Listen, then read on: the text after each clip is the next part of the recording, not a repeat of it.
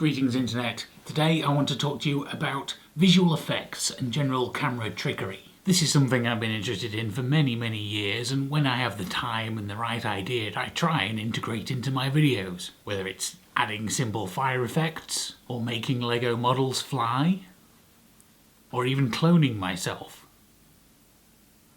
If you want to watch any of those videos, I'll put links down in the doobly-doo. In fact, I can probably use this white background to chroma key myself into a more interesting location, although I probably shouldn't have worn a white t-shirt when doing that. And so related to that, I've always really enjoyed the special features you get with films that explain how things were made, how they were done. Some people say that spoils the magic, but I've never actually had that problem myself. I don't actually know whether it's just how my brain works or whether it's an ability I've developed over time, but I find myself able to choose. I can just sit back and watch the film and take it in as is, or I can concentrate on it in a different way and think about all the angles and shots and technical aspects of it. But one doesn't have to spoil the other. Although of course usually it's most enjoyable to just take it in on the first viewing. So what brought this to mind today? Well, I have been digitising old VHS tapes again, and I found some of my earliest experiments with camera trickery. I don't know exactly what date these are from, but it was sometime in the early 90s, somewhere between 93 and 96. Unfortunately though, most of them don't look quite as good as they do in my memory. But there's some fun stuff, like making my brother run through a wall,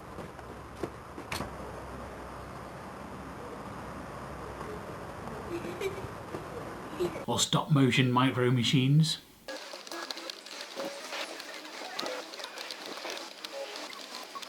But from that time I have a really strong memory of making this big stop-motion thing on my mum's desk, just basically making everything that was on there dance around. But unfortunately that doesn't seem to exist anymore. But what I did find was another stop-motion thing which I have zero memory of ever creating. I used all my Star Wars figures to make a little stop-motion short, and I've got to admit the temptation to George Lucasify it and add proper sound and laser effects now was extremely tempting, but in the end I did resist it. So now I present to you the world premiere of my 20-year-old Star Wars stop-motion film, complete with terrible animation and nonsensical plot. Let me know what you think in comments down below, and I will see you again next week.